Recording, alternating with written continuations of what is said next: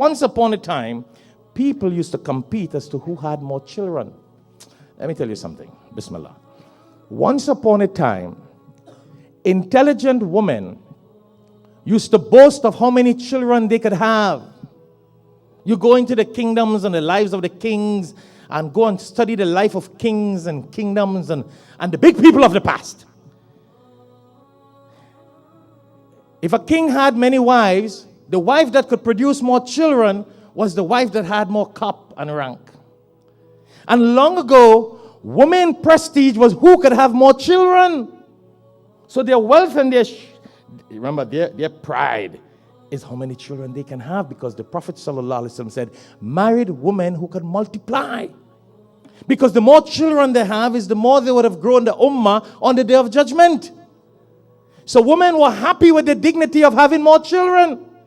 Today women are stupid, and I want to say it very publicly, who don't want to have children. Those wanted to have, but they show off with it. Today you don't even have nothing and you want to show off. Come on, don't you call that stupidity? I'm sorry to sound so bad. They still went according to Quran and Hadith to have more children, to build the ummah. It was a pride of the women to have more children, because the Prophet ﷺ said, marry women who can have more children. Today we marry and don't have children, don't want children, but want to pretend that we're a woman. What you want to show off as a woman? Car? You want to show house? You want to show jewelry? You want to show money? I know a woman wouldn't like me for that. I don't need you to like me. I'm already married anyhow. What you want to show off? Do what Allah and His Rasul says to do. But those days, they used to show off with children. Nowadays, we got 1 and 2 children and we boasting about it. What they have. How much they have. How much we have given them. How much we have done for them. I am not saying that. The Quran, Surah Al-Hadid, ayah number 20. وَتَكَاثُرْ فِي الْأَمْوَالِ وَالْأَوْلَادِ. Their parents are boasting of their wealth, and they're boasting of their children, possessions of what they have. Come on, my brothers and sisters. Hear what the end of this ayah. It's a very long ayah. Hear what Allah subhanahu wa ta'ala says in the end. وَمَا الْحَيَاةُ الدُّنْيَا. Subhanallah. Allahu Akbar. وَمَا الْحَيَاةُ الدُّنْيَا إِلَّا مَتَاعُ الْغُرُورِ. He says, let me let you know, people, that the life of this world and the things in this world are just deceitful. They are chattels of deceit.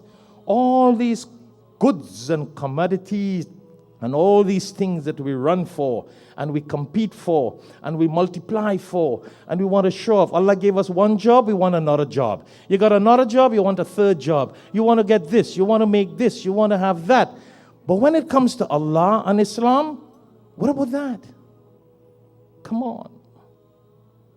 Because those of you who came late, we started with the ayah from chapter 26. From chapter 26, ayah number 88, in which Allah subhanahu wa ta'ala says, يَوْمَ لَا يَنْفَعُ مَالٌ وَلَا بَنُونَ إِلَّا مَنْ أَتَى اللَّهَ بِقَلْبٍ سَلِيمٍ.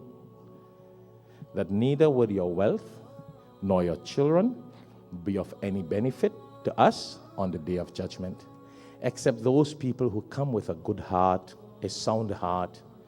And I mentioned in the earlier on of the khutbah, a sound heart doesn't mean a physically good working heart, but a heart that lived to please Allah, a heart that was satisfied with what the Quran and the Sunnah has taught us to do.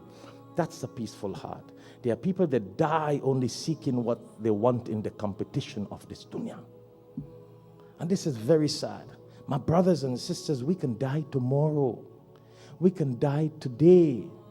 We don't know how long we would live. We want to die with that kind of heart. Qalb salim. A heart that is contented. A heart that is peaceful. A heart that is pleased with Allah. And Allah will be pleased with us and grant us Jannah. That's what Allah says. You know, every time I talk about the dunya, how we are all looking, you come here, you got this, Allah gave us this, we want that. Allah gave us this, we want that. That's what we are, And we're never happy. We always want something else. We're never pleased. As I said before, and I used the example of marriage. You get a spouse, you want a spouse that the world is pleased with, not that Allah is pleased with. See how it works? Not who Allah is pleased with.